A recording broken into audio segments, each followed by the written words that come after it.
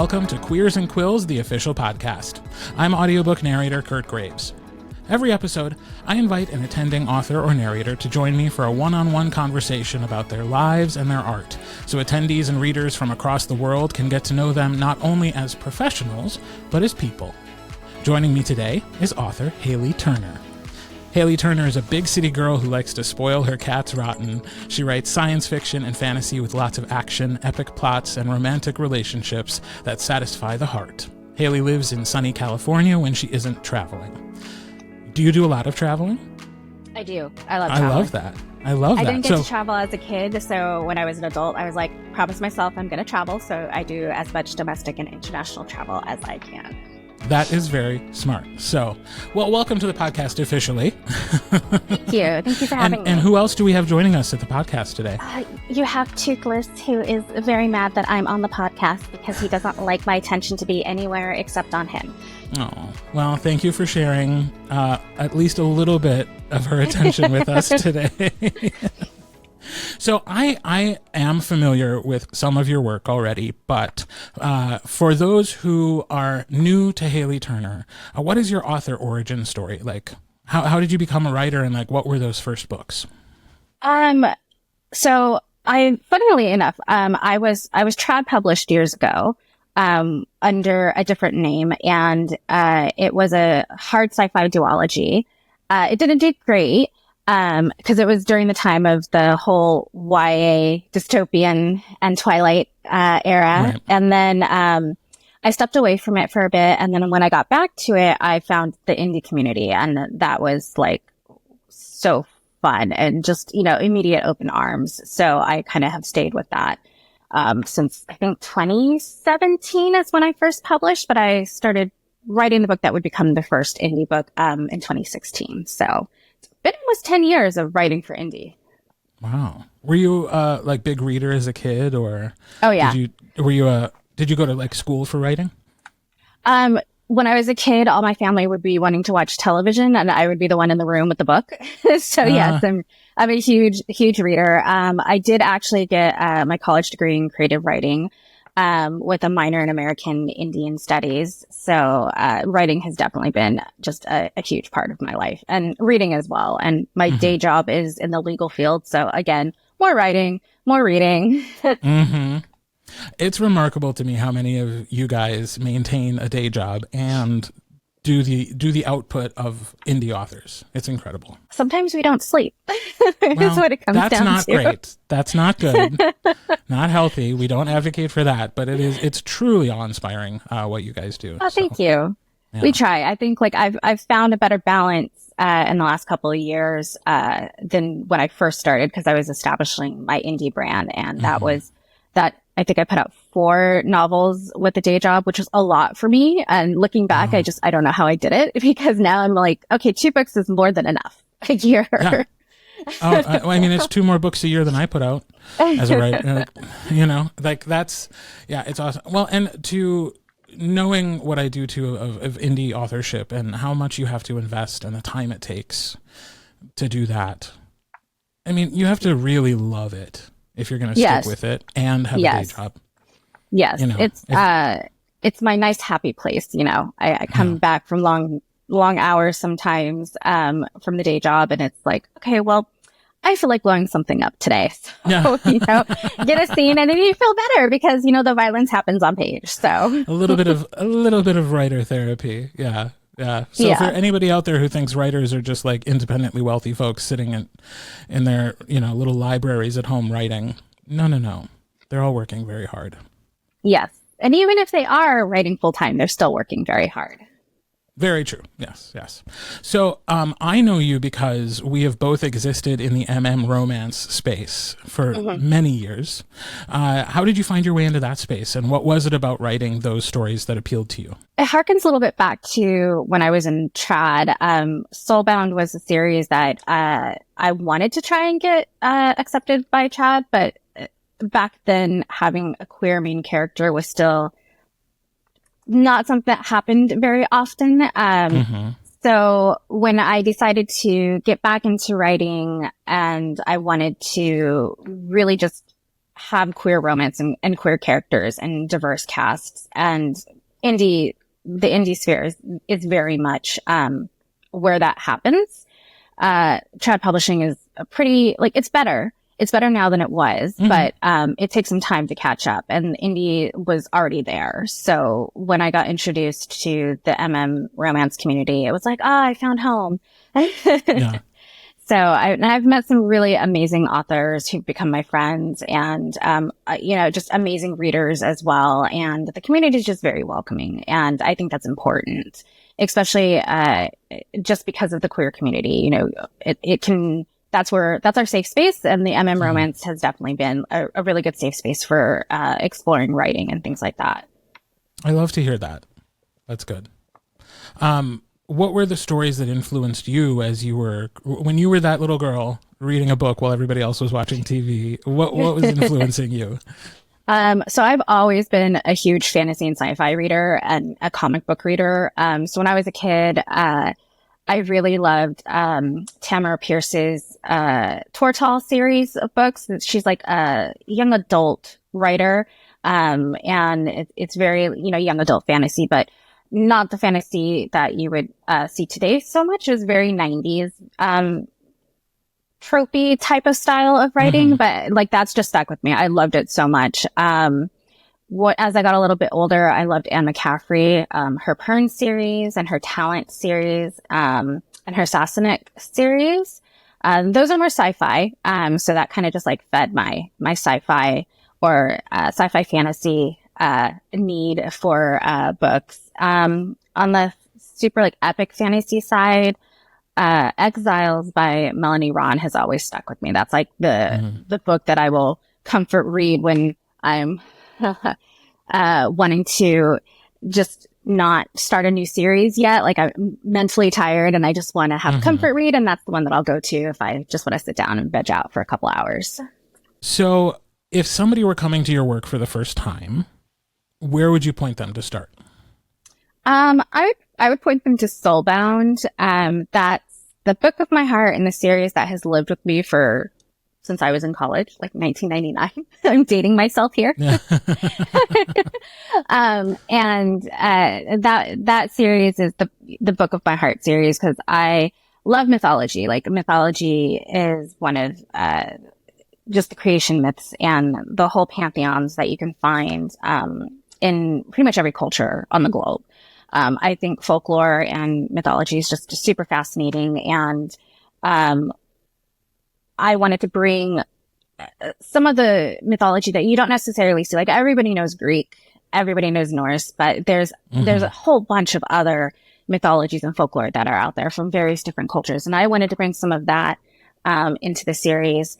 And, it's an urban fantasy, romance, and, it's 7 books long, but I ground it in New York City and a couple of other, cities. It's got a diverse cast, but it's very much found family because that's the trope that I almost always write. Like I love found family. That's my happy place. But it's very magical. It's very, it's urban fantasy, so it's magical, but I feel like it's a good place for people who maybe have not read fantasy before to kind of experience it, because it's not the epic fantasy of my Inferno War saga, and it's not sci-fi like my Metahuman Files. So it's grounded in, like a modern day contemporary world. And I feel that that's an easy gateway for people who've never read fantasy before who can experience it. Yeah. Well, and I think the Venn diagram of like queer people and people who loved like myths and legends as they grew up, like is basically a circle. Yeah. Like, I think we were all strangely drawn to worlds that were not our own at the time of growing up. Yes. Yeah. So the amount of mythology books that I had. Yeah. Right. Yeah. So I am curious, like when you are a mythology fan and then you are writing books with mythological creatures and characters in them, how much are you guided by the mythology that's established and how much do you make it your own? So for the Soulbound series, I hewed pretty closely to like the origins of the myths. If I was taking from an active religion, I tried to be very respectful of that, because there are still some stories that could be mythological, but are still part of an active religion. I didn't use any that was closed door. And so I would try, especially for those, I would try and be respectful and keep as close to the origins of it is. But I would give the gods, because the gods all appear on page in the book as characters. I would give them kind of like personalities that were drawn from their myths. So I have harems. I'm saying it right. I'm terrible at saying names and words. I'm a fantasy writer and reader, and it's just like I'll sound it out, and I'm usually always wrong. Yeah. He's a trickster. I know that struggle. So. He's a trickster god. And so trickster gods, they're a little bit wily. They like to cause trouble, but they're not necessarily good or evil. So it's trying to draw personalities like that. And there's various trickster gods in pretty much every culture. So it's drawing from that, but also drawing from the culture of just like, how would they react coming from a Native American culture as opposed from a Greek culture, or as opposed from a Norse culture. So I tried to kind of just weave the culture that they're coming from plus the mythology into a personality that would make sense for the story. And that's how all the gods in my series were created. Nice.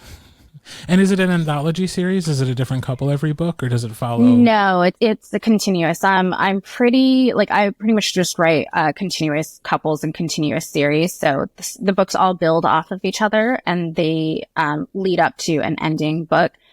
Just because that's how I read like all the fantasy books as a kid, and all the series, follow the same couple. So that's what's embedded in me when I'm writing. And so unlike I know what's popular right now in Emma Contemporary, you'll have a series, but every book is a different couple. None of mine are really like that. So it's going to follow the same couple all the way through. Yeah. I mean, both styles have their pros and their cons. I am more of a continuous couple girly. Like I like following relationships as they develop and as challenges come on. And then really just setting them in a world that continues to expand. I love that. That's personally something I really enjoy. Although I know there are many readers who are just rabid for like a new couple. Yes. and both are great. Like there's no negative into reading a book, in either type. Yeah. But mentally that's how my brain writes. So it's like, all right, we're going to have an established couple. We're going to follow them all the way to the end. And then I'm going to make them cry before they get to the end, because they have to earn that happily ever after. That sounds exactly right. Gonna make them cry before. Do you mean the characters or the people reading the book? Both. Right answer. All right. Well, are you ready to play a game? Sure. Okay, so the rules of our game are simple. I have a deck of cards, and on each card is a question. These questions aim to learn more about you. Some are biographical, some are hypothetical, some are just silly. But I will not be picking which questions you will answer. Fate will. I will deal 3 cards every round, and you choose one. Whatever card you pick, you are agreeing to answer, with a couple of exceptions. So, if a question comes along that you don't want to answer, you actually have 2 opportunities to switch things up. So you can turn the tables on me one time, forcing me to answer the question, or you can also discard a personal question in favor of answering a more bookish question from the white deck. But you only get dealt 1 card, and you have to answer it honestly. And people have strong opinions about bookish things, so you just never know. You never know what could come up. So, are you ready to play? I'm totally ready to play. All right, here's round 1. Card 1, card 2, or card 3? Card 3. Card 3. What's your favorite gadget? My coffee maker. Good answer. Are you a quantity or quality when it comes to coffee? Okay. Quality for sure. Nice. I live in San Francisco, so we have so many local beaneries and so many local cafes that I'm kind of spoiled for good coffee. Yeah, absolutely. What's your favorite method of creation? For the coffee beans, or like mythologically? No, for making coffee. Are you a drip, pour over, French roast? French roast takes too long. I'm impatient. So I'll buy whole beans, I'll grind them myself, and I'll put them in a small drip coffee maker. Nice. Nice. I just invested in my first espresso machine, which has been an education and a lot of fun at the same time. But yeah. Those kind of look like NASA made them, and I'm a little bit too scared to try my hand at it. There's definitely a learning curve, which I think was something I had to get over before I made the investment. Was like, you're not going to be good at this right away, which is something I struggle with as a human being. Like, you don't have to be excellent at making lattes in the first month or even the first year. Like, take some time, learn the process, learn what beans you like, learn how to foam milk and all that fun stuff. But now that I've invested in it, like, I'm having a lot of fun learning how to do it. Oh, that sounds wonderful. Yeah. So, all right, round 2. Card 1, card 2, or card 3? Card 1. All right. When you think about success, who comes to mind and why? If we're going in, it's hard to say like who would be an icon for success in terms of like what I have done, because I've just had so many different people that I've looked up to over the years. I would say not necessarily an icon of success, but having some close author friends who help level you up, and have helped level me up if we have business questions or things like that. That has been helpful. And also, I think a mark of success is being able to help others. Because you've gone through the ropes, you've experienced something that somebody else is experiencing for the first time, and you can give some really good advice. Whether or not they take it, that's up to them. But I think that's a mark of success, in that you're able to share what you've gone through and be able to help others. Yeah. Do you want to shout out any people who have been there for you?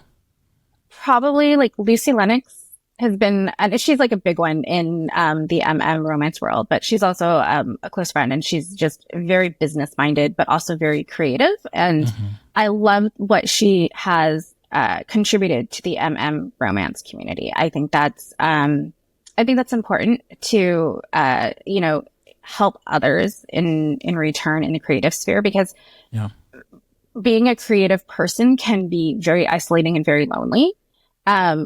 So you kind of want to have others who are creative as well, as we're all scattered around the globe and stuff, have a place where you can come together and be able to just like chat and things like that. And it's weird in that, you're alone in front of your screen, but then you have this vast internet, or even if you have them in your same city or close by for it. And I think bringing everybody together for that is kind of a good mark of success. And she did that really well with the romance writer group. I'm saying the name wrong because I'm terrible at remembering stuff. But that was one of the things that I really, again, harking back to the community, it's just very engaging and very open and very inclusive. Yeah. And talk about somebody who's like the definition of an anti-gatekeeper. Like, yes, she clearly figured some things out and was successful, but then turned around and was like, here's how you do it. Yes. And I think that for me personally is like, that's what I would want to strive for. Is being able to say, if somebody's asking for help or an opinion or something like that, to be able to be like, yes, I can totally help you. Yeah. Although it's interesting, because I was just having this conversation too with some other narrators for another podcast, how we have to protect ourselves to a certain degree so that we don't get taken advantage of, and that there is some expertise that is worth, I hate to be crass about it, but it's worth investment by other people if they want our expertise. So that, yes, we can give back and we can be mentors and resources for people, but to make sure it is for people who are putting in the work, to make sure that they're giving of themselves more than we're giving to them. Yes, it's very true. You also have to have your own personal boundaries and know how to say no. Yeah. And I think that's important in any aspect of a person's life, whether it's creative or, your day job or with friends or anything like that. Yeah, exactly. All right. Card 1, card 2, or card 3? We're going to go with 2 this time. Okay. Ooh, if you could ask one person one question and they had to answer truthfully, who and what would you ask? I'm always terrible at these. I'm going to turn it on to you. Okay. Okay, so like my first instinct was to go to Trump and ask him something like, do you care about poor people? Because I would just love to have that soundbite out in the world when his inevitable answer is like, no, you know? Yes. But honestly, like, I don't think that at this point, I don't think that would change anybody's mind. I think people would still be like, yeah, we love him for being so honest about hating the poor. So if not realizing that they are the poor in his eyes. Right. Yes. We're all the poor, according to him. If I could ask. So if that wouldn't be useful, then I might want to. What's somebody who has like a really famous secret? Oh, do you watch Drag Race at all? I'm not a big TV watcher, so okay. No, I know of it. Not a problem. So the Drag Race watchers will get this very niche thing, but I would ask Bibi Zahara Benet whose lipstick she had when she didn't reveal who she was going to send home. Oh. So that would be my question, because I want to know. Much smaller stakes than like getting the president to admit he doesn't care about poor people, but important to me. Yes. So there we go. I mean, lipstick color is, everybody's always curious about that. You really don't watch Drag Race, do you? No. But in terms of like lipstick color, there are people who wear like regular lipstick ones, and I'm always like, oh, that looks good. I want to know what it is, and then I forget. Yeah. In this case, one of the conceits of Drag Race on All Stars is they pick a lipstick with somebody's name on it, and that's who they choose to send home. Oh. So that's the lipstick reveal I want. Who are they sending home? That's actually pretty interesting. Yeah. All right. Card 1, card 2, or card 3? Card 1. Okay. When you die, what do you want to be remembered for? Probably my books. Mm-hmm. Yeah. Probably my books. Creative contribution to the world. Yeah. Creative contribution. You will be, because they're out there, Yes. and they will exist beyond you, beyond me. That's really cool. Yeah. I like that. Card 1, card 2, or card 3? Card 3. All right. Ooh, which words or phrases do you most overuse? Just. Mm-hmm. Yep. Just. The amount of times I have to delete that word is quite a bit. As someone who reads a lot of books, it is a common offender. So if I could excise it from my writing from the get-go, I would, but it hasn't happened yet. Somebody out there, create a program that the second you type the word, it like sends off an alarm, and then you can be like, actually be helpful. No. Yeah, I was like, no, actually, yeah. So come on, coders. Here's a $1 billion idea. Or the keyboard like shocks you as you're like typing that word. Yeah. JUS. But then you'd be like, I was typing justice. Yeah. All right. Card 1, card 2, or card 3? Card 3 again. Okay. Which living person do you most admire? Another hard one. I honestly don't know. Like, are we talking famous people? Are we talking people no, it doesn't in have our to be. lives? Okay. Any living person. I'll probably go personal and go with my dad. Only because he sacrificed a lot for us kids as we were growing up, and still provided for all of us. So I think that was very admirable. I think that's a beautiful answer. Oh, thank you. That's really good. All right. Card 1, card 2, or card 3? Card 1. All right. What is your greatest regret? I don't know. Only because, like, I've made mistakes growing up, as you do as a young adult, as an adult. But there's not any one that I would really, truly regret, because all of them got me to this point right now. And I don't know if I would be at this point right now if I hadn't experienced all of that. Maybe picking better roommates in my early 20s. You know what? That's we'll good. go with that. That's good. Maybe picking better roommates in my early 20s. That's good. I like that. You generally live without regrets, but acknowledge the things we learned from. How about that? Yes. All right. Card 1, card 2, or card 3? Card 2. Okay. Who is your favorite hero of fiction? Can we do... Okay, I'm going to go in the comic realm, and I'm going to say Bucky Barnes, because I've always loved the Winter Soldier's, like, just dramatic, thematic arc, and the character arc that he goes through. That's, like, one of my absolute favorite storylines. I love that. Are you a comics person? I love comics. I used to collect them as a kid so cool. and as a teenager. And then I kind of had to pare down my living space as I've moved around as an adult. So I don't have as many anymore. And I only have like maybe one shelf full of graphic novels. But like I watched all the Marvel movies. I watched some DC. I'm more of a Marvel girl than a DC girl. And I'm slowly getting back into it since we're in like phase 4. Yeah. So what's like, if you had to recommend to somebody like the storyline to follow in a Marvel comic, where would you point them? Probably the Dark Phoenix saga.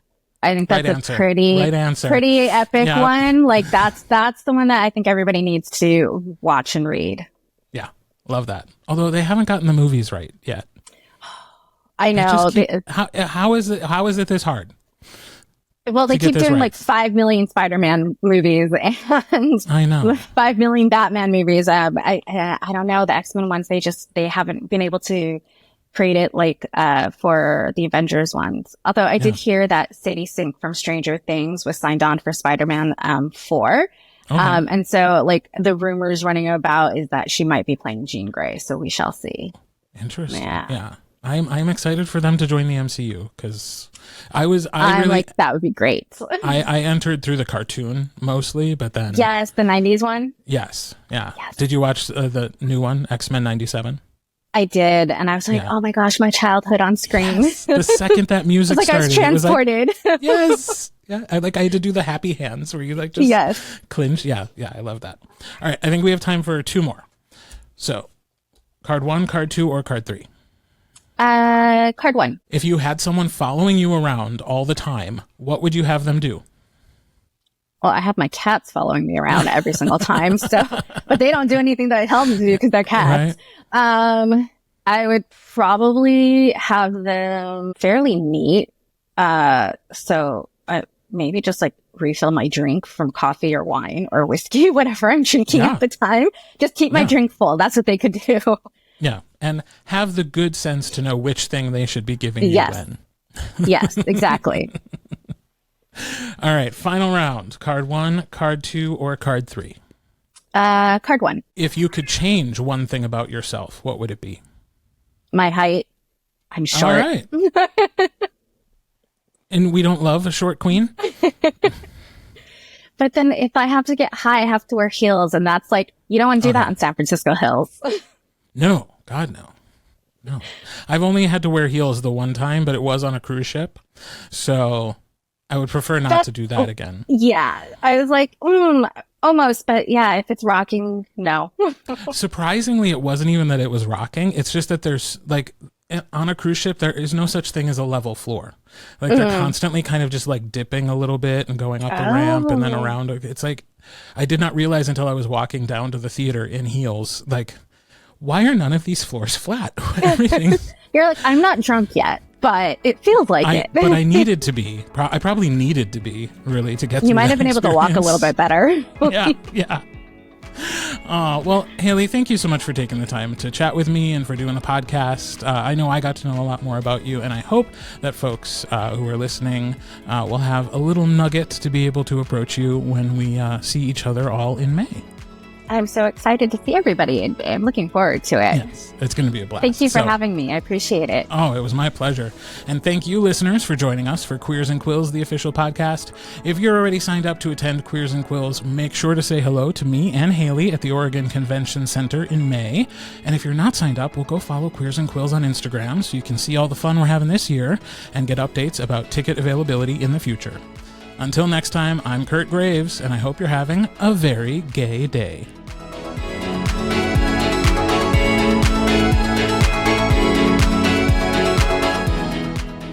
Queers and Quills, the official podcast, is produced and hosted by Kirt Graves, in coordination with Mahogany Mail and Marley Valentine. All copyrighted material is shared with permission. Music and sound effects are licensed through Storyblocks Audio. All opinions shared are those of the individuals and do not reflect the positions or policies of any company or organization with which they happen to be associated.